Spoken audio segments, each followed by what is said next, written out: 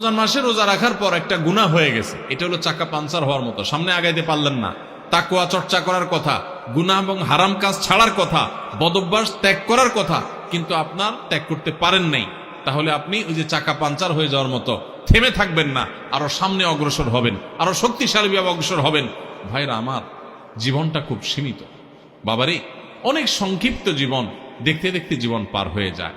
যারা বয়স 30-40 হয়ে গেছে বা আরো কম বেশি আছে, একটু চোখটা বন্ধ করে শৈশবকে একটু চিন্তা করেন, দেখবেন কদিন আগে আপনি ছোট বাচ্চা পোলাপানের মতো হাঁটাহাঁটি করছেন। এই যে পোলাপান ছুটাছুটি করতেছে, এদের মতো কয়দিন আগে আপনি ছিলেন। দেখতে দেখতে 40, 50, 60, 70, 80 বছর জীবন অনেকের পার হয়ে গেছে। বাকি যে কয় বছর আছে এটাও দেখতে দেখতে চলে যাবে। সব পড়ে থাকবে, আপনার ব্যবসা বাণিজ্য, আপনার সংসার, আপনার ঘরবাড়ি, আপনার দোকানদারি, ভাইরা সব থেকে যাবে। শুধু আপনার সাথে আপনার আমলগুলো যাবে, আপনার আমলগুলো যাবে। নেক আমল করবেন তো অনন্ত অসীমকালের জান্নাত, আর বদামল করবেন অনন্ত অসীমকালের জাহান্নাম। ভাইরা আমার, সেজন্য রমজান আসছে আমাদেরকে পরিশুদ্ধ করার জন্য, আমাদের মুত্তাকি বানানোর জন্য। ভাইরা আমার, রমজানের রোজা কিন্তু আমাদের সাথে কথা বলে, আমরা বুঝি না। কি কথা বলে বলবো? ভাইরা আমার, রমজানের রোজা আমাদেরকে বার্তা দেয়, মেসেজ দেয়। কি মেসেজ দেয়, কি বার্তা দেয়? রমজানের রোজা বলে যে দেখো, তুমি আমাকে ধারণ করে, অর্থাৎ রোজা রেখে সিয়াম পালন করে তুমি খাও না, পান করো না, যৌনাচার করো না। কেন করো না? আল্লাহর ভয়।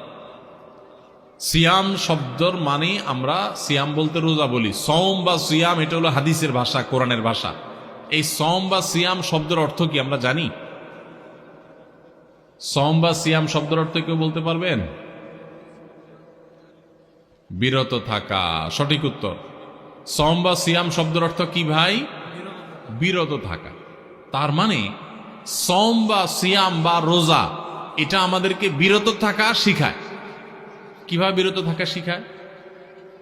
আপনি রোজা রাখছেন, খুব ক্ষুধা লাগছে, খানাও আছে। রোজা রাখছেন, খুব পিপাসা লাগছে, আবার খানাও আছে, পানিও আছে সামনে। মানুষ খায় তখন, এই যে ক্ষুধাও আছে আবার সামনে খাবারও আছে, কিন্তু সে খাচ্ছে না। তাহলে সে কি করলো? বিরত থাকলো। সে খানা থেকে কি থাকলো? বিরত থাকলো।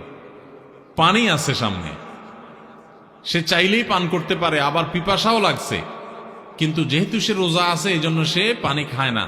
তাহলে সে কি করলো? বিরত থাকলো। পানি পান থেকে কি করলো? বিরত থাকলো। আচ্ছা, আপনারা বলেন, রমজান মাসে আমরা যে খাই না বা পান করি না রোজা রেখে, আমাদের বাসা যে খাবার থাকে হালাল খাবার, কোনো চোরাই টাকা দিয়ে কিনা না, রতের কামাই করা, পরিশ্রম করে উপার্জন করে আপনি কামাই করছেন, সেই কামাই করা টাকা আর খাবার আপনার ঘরে আছে।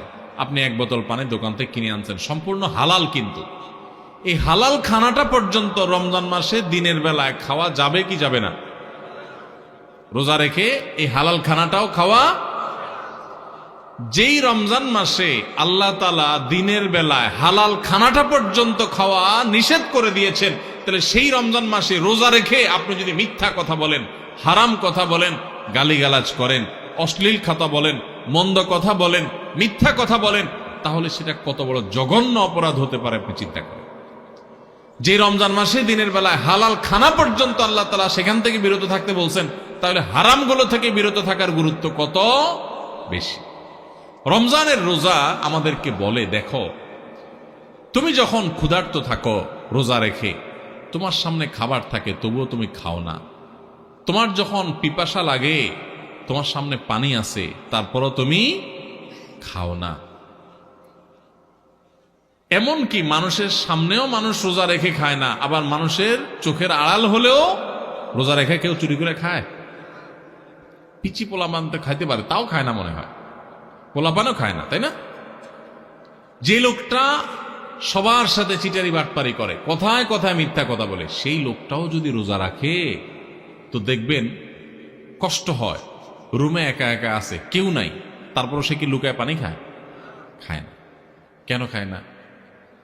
কারণ যেই আল্লাহর জন্য রোজা রাখছে এই রুমে কেউ না দেখলে কি হবে, সে আল্লাহ দেখে, আল্লাহর ভয়ে সে কিন্তু কিছু খায়।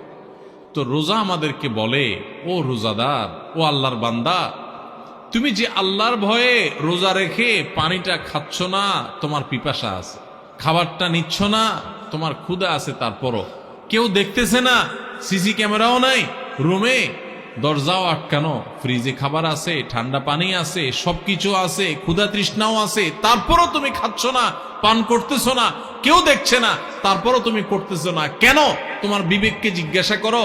কারণ তুমি আল্লাহকে ভয় করো, আল্লাহ তোমাকে নিষেধ করেছেন খেতে, সেজন্য খাচ্ছ না। তো তুমি যখন মোবাইলে হারাম জিনিস দেখো, তুমি যখন কারোর হক নষ্ট করো, তুমি যখন কারোর ক্ষতি করো, তুমি যখন একটা গালিগালাজ করো, তুমি যখন কারোর পিছনে সমালোচনা করো, তুমি যখন নামাজ পড়ো না, তুমি যখন গুনাহের কাজ করো, তুমি যখন খারাপ কাজ করো, তখন তোমার বিবেক কেন জাগে না? তোমার আল্লাহ তো সেটাও দেখতেছেন, আল্লাহ তো সেগুলোও নিষেধ করেছেন। যেই আল্লাহর নির্দেশ মানার কারণে তুমি রমজান মাসে রোজা রেখে ক্ষুধার্ত পিপাসার্ত থাকার পরেও মানুষ না দেখলেও পানাহার করো না, তাহলে সেখানে মানুষ না দেখলে চুরি করে মোবাইলে হারাম জিনিস দেখা, হারাম কাজ করা, এগুলা তুমি কিভাবে করো? আমাদের রোজা আমাদেরকে এই কথাটা সারাদিন বলতে থাকে। কথা কি বুঝাইতে পারছি ভাইরা আমার? রোজার এই বার্তা, রোজার এই মেসেজ, রোজার এই কথা যদি আমরা বুঝতে পারতাম, তাহলে আমরা মুত্তাকি হয়ে যেতাম। রোজা আমাদেরকে তাকওয়া শিখায় কিভাবে, দেখেন। তাকওয়া মানেই হলো, ওই যে বললাম, আল্লাহর ভয়ে আল্লাহর আদেশগুলো মানা, আল্লাহর নিষেধ থেকে বেঁচে থাকা, যে আমার আল্লাহ দেখছেন। তো রোজার মাসে রোজা রেখে আমরা আল্লাহ দেখছেন এই ভয়ে আমরা পানাহার করি না।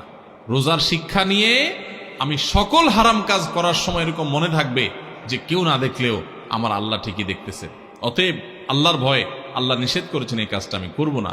এটাই হলো রোজার শিক্ষা। ভাইরা আমার, রোজার এই শিক্ষা যদি আমরা গ্রহণ করতে পারি, আমরা যদি মুত্তাকি হইতে পারি, তাহলে রোজা সার্থক।